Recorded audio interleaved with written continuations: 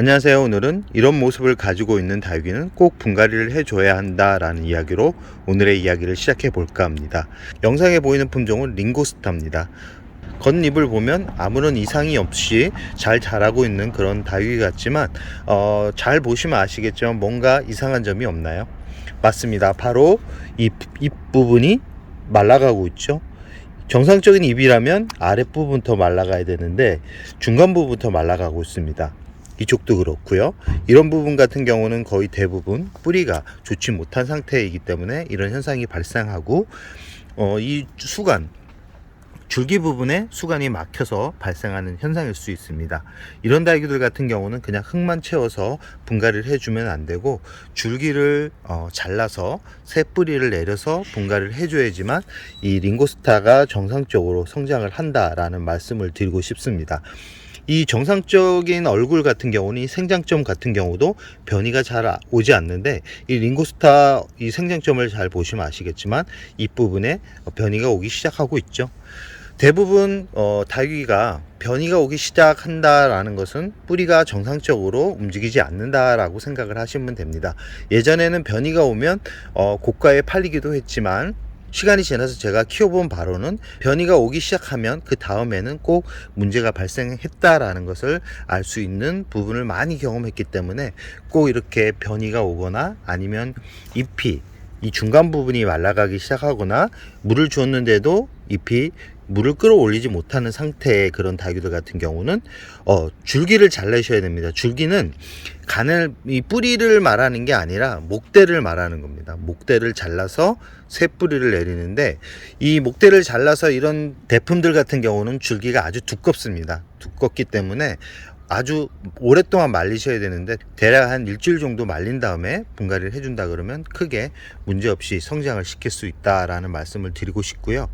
두 번째 같은 경우는 이렇게 두들레아 끝이 말라갈 때가 있습니다. 이렇게 말라가는 그런 모습이 보인다 그러면 영양제를 쳐줘도 되지만 가장 좋은 거는 기존 뿌리를 많이 제거를 하고 새 뿌리를 내려서 분갈이를 해주는 게 좋은데 이런 이 잎끝이 말라가는 다육이들 같은 경우는 대부분 영양분이 부족하거나 바이러스성 질병 때문에 발생하는 부분이기 때문에 이 뿌리가 많을수록 다시 이런 증상이 재발할 가능성이 높습니다. 그렇기 때문에 상토 비율을 좀 높여서 새 뿌리가 건강하게 자리 잡을 수 있게 유도를 하는 게 좋다라는 말씀을 드리고 싶습니다. 이런 상태로 그냥 흙만 보충해주고 물만 주고 영양제 주고 이럴 경우는 임시적으로는 도움이 될 수 있지만 여름이 왔을 때 이 대부분 이런 얼굴을 가지고 있는 이렇게 잎이 중간 부분부터 말라가는 그런 다육이들 같은 경우와 이렇게 잎끝이 말라가는 그런 다육이들 같은 경우는 여름을 이겨내기가 쉽지 않다라는 말씀을 드리고 싶습니다. 그리고 어떤 얼굴을 할 때 꼭 분갈이를 해줘야 되냐면 지금 라우이를 잘 보시면 아시겠지만 제가 물을 위쪽으로 줘서 백분이 많이 쥐어졌죠. 그리고 이런 색감 아주 진한 제대로 된 이런 라우이의 색감을 보여주는 그런 다육이들 같은 경우도 분갈이를 꼭 해주셔야 됩니다. 이 영상을 잘 보시면 아시겠지만 잎끝이 말라가고 중간 부분이 이렇게 말라가고 있죠. 그러면서 전체적으로 말라가고 있다는 것은 뿌리 상태가 좋지 못하다는 그런 모습입니다. 그런 모습을 보일 때 그대로 놔두게 되면 결과적으로 여름을 버티지 못한다라는 거 꼭 기억해 두시고요. 그리고 홍매화를 잘 보시면 아시겠지만 이게 봄에 이제 나타나는 증상들입니다. 이런 경우는 반점 같은 게 잘 보이시죠? 이런 경우 같은 경우도 분갈이를 1차적으로 해주고 대부분 이런 경우는 이 바이러스성 질병 때문에 발생하는 부분이기 때문에 살균제를 꼭 쳐주셔야 됩니다. 살균제를 쳐주는데 결국은 이 흙이 그렇게 좋지 못한 상태고 뿌리가 그렇게 건강하지 못한 상태라는 것을 이 표면을 보면서 이 얘네들이 보여주고 있는 겁니다. 그냥 발생하는 부분이 아니라 나 아프니까 분갈이를 해줘. 분갈이 해줄 때 뿌리를 꼭 제거를 해서 상처를 꼭 제거해 준 다음에 해줬으면 좋겠어 라고 이렇게 말을 하는 것과 똑같습니다. 이 서서히 퍼지면서 이렇게 말라갑니다. 이 상태로 그대로 두게 되면 홍매화는 다시 예전의 모습으로 돌아올 수 없겠죠. 이 홍매화가 이런 그런 반점이 생기는 이렇게 바이러스성 질병 같은 게 많이 생기기 때문에 키우기는 쉬운 것 같은데 이상하게 풍성하게 만들기가 쉽지 않은 그런 다육인데, 지금 이 홍매화를 보시면 아시겠지만 홍매화가 예전에 그랬습니다. 이 지금 모습과 아까 모습은 완전 다르죠. 이 홍매화도 예전에는 저런 증상이 한번 있어서 뿌리를 많이 제거를 하고 새흙에 심어주고 살균제를 2회 정도 쳐주고 나서 이렇게 또 회복한 모습의 홍매화라고 생각을 하시면 됩니다. 지금 얼굴을 보면 아주 깨끗한 얼굴을 보여주고 있죠. 이렇게 키우는 사람이 빠르게 이 조치를 취해주면 간단하게 치료될 수 있는 부분이 아주 어렵게 치료되거나 아니면 죽게 만들 수 있다라는 것을 보여드리기 위해서 오늘 영상을 찍게 되었는데요. 그리고 저 뒤쪽에 있는 두들레아 같은 경우도 이제 서서히 회복되어 가고 있는 모습인데요. 작년 여름에 거의 죽을 것 같았습니다. 거의 죽을 것 같아 가지고 어차피 죽는 거 뿌리라도 쳐서 새 뿌리를 내려가지고 심어주면 회복되겠지, 운이 좋으면 회복되겠지라는 생각을 하고 뿌리를 잘라서 새 뿌리를 내려서 심어줬는데, 다행히도 이렇게 안쪽에서 나오는 잎들은 정상적으로 나오고 있습니다. 하엽은 이제 제거를 해주려고 하고요.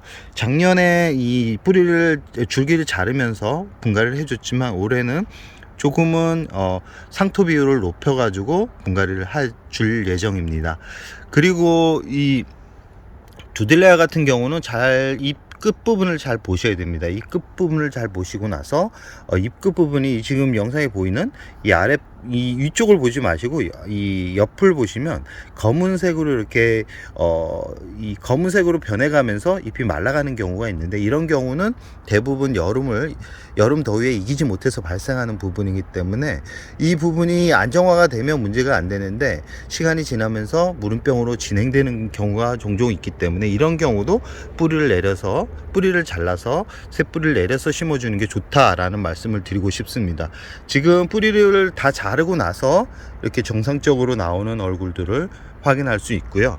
이렇게 이 다육이 같은 경우는 증상을 바로바로 얼굴로 표현을 해줍니다. 그 얼굴을 표현해 주는데 그거를 놓쳐 가지고 그대로 두게 되면 결국은 죽게 되는 경우가 있고요.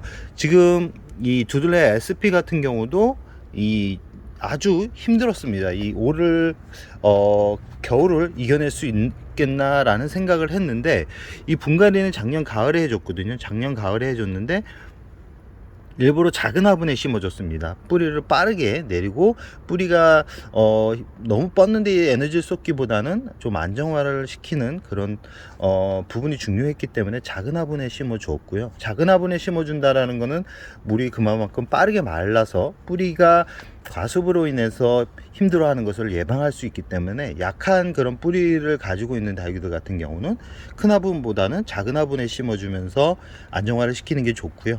그런 상태로 겨울을 나면서 이렇게 건강한 얼굴을 보여주고 있습니다. 정말 제 유튜브를 오랫동안 구독했던 분들 같은 경우는 아마 이 친구의 얼굴을 보신 적이 있을 겁니다. 지금 줄기를 보시면 줄기도 건강하게 성장을 하고 있는 모습이고요.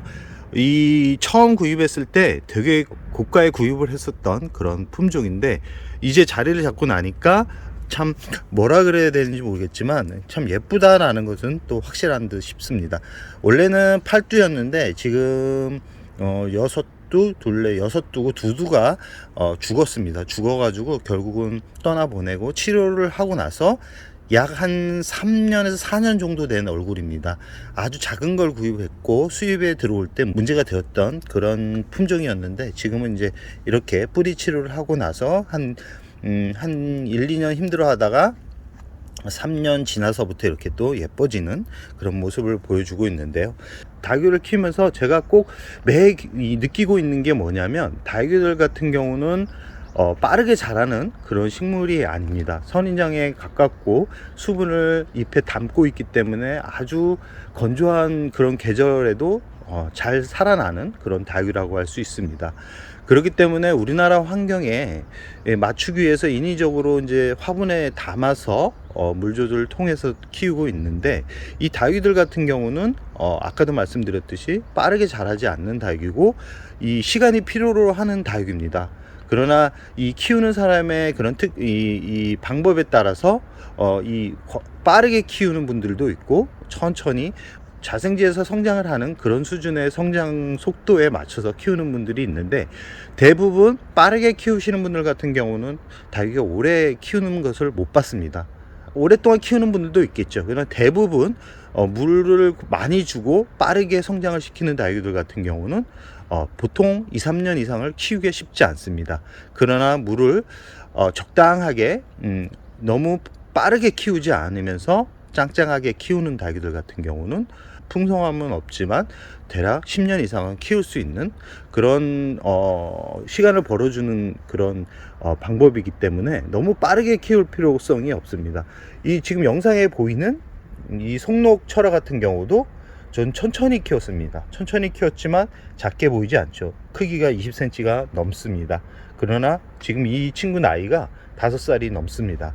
보통 다육이를 10년 이상 키우는 게 그렇게 쉽지는 않습니다.